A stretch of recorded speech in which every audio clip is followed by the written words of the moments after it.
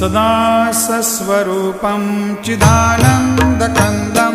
जगत्सम्भवस्थानसंहारहेतुं स्वभक्तेच्छया मानुषं दर्शयन्तं नमामीश्वरं सद्गुरुं साईनाथं भवद्वान्तविद्वां समार्तण्डमीड्यं